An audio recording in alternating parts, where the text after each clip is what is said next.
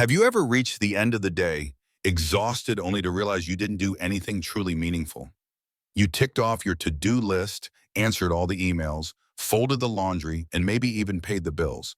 Yet something still feels empty, like you've been filling your time, but not your soul. Let me tell you a story, a simple one. But once you hear it, you may never see your life the same way again.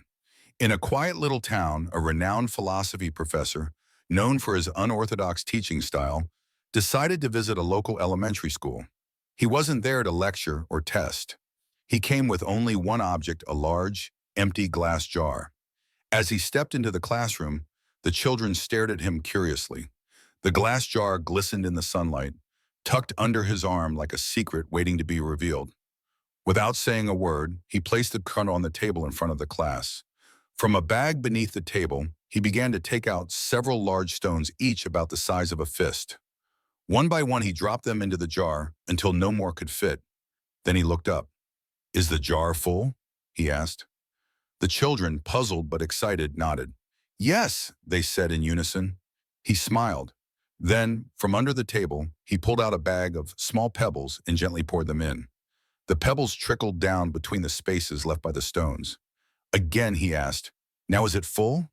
Some children hesitated this time, but most still answered, "Yes."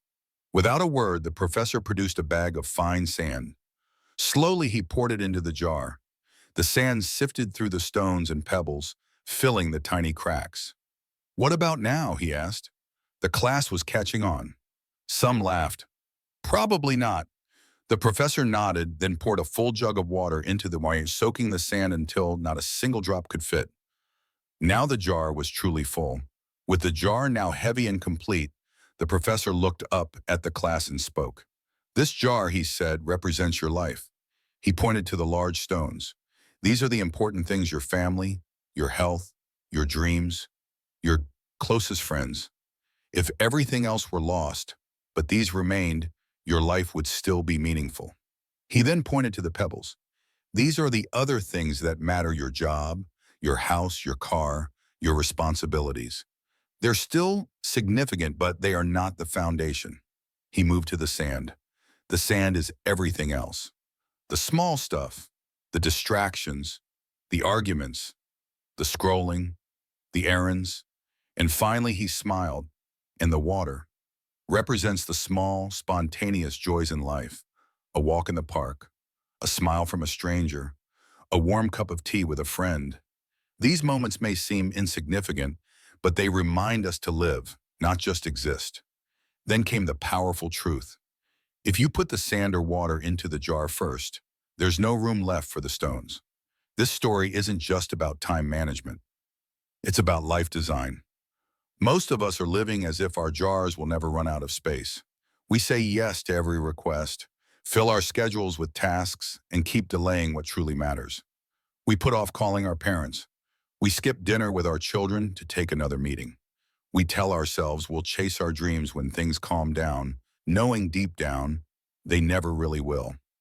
The truth is, our jars are limited. Each day, each hour is a scoop of sand, a handful of pebbles, or if we're lucky, a stone. Take Kai, a 38-year-old software engineer. He worked tirelessly for over a decade, 12-hour days, weekends included, determined to buy a house for his family. And he did. A beautiful home in a quiet neighborhood. But in the process, he missed his daughter's first steps, her first words, her bedtime stories. She learned to ride a bike, won her first art prize, and graduated kindergarten, all while Hui was staring at a screen in another room. Now he has the house, but he's living in a home that no longer feels like his. That house, it's a giant pebble. His daughter's laughter, a precious stone he can never retrieve. Take a moment. Close your eyes. What are your stones? Who are the people you love most? What are the passions that set your soul on fire? Which dreams have you tucked away, waiting for the right time? The tragedy is not that life is short. It's that we spend so much of it filling our jar with sand. Start small. Put a stone on your calendar, schedule a weekly family dinner. Take 15 minutes a day for your mental or physical health. Write down one dream and one small step to pursue it. Call a friend you haven't spoken to in months. Then protect that space. The sand will try to sneak in. It always does. But you are the keeper of your jar. Only you decide what gets placed in it. Before the professor left, a little girl raised her hand.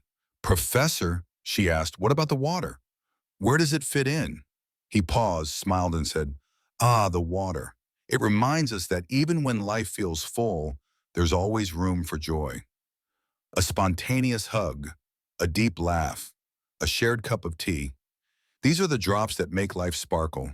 At the end of your life, you won't remember every email you sent, every errand you ran, or every bill you paid. You'll remember the sound of your child's laughter, the warmth of your mother's hands, the one time you took a chance on your dream and it changed everything. So today, make a choice. Prioritize your stones. Let the pebbles and sand fall into place around them. And never forget there's always room for water. Because life is not about being busy.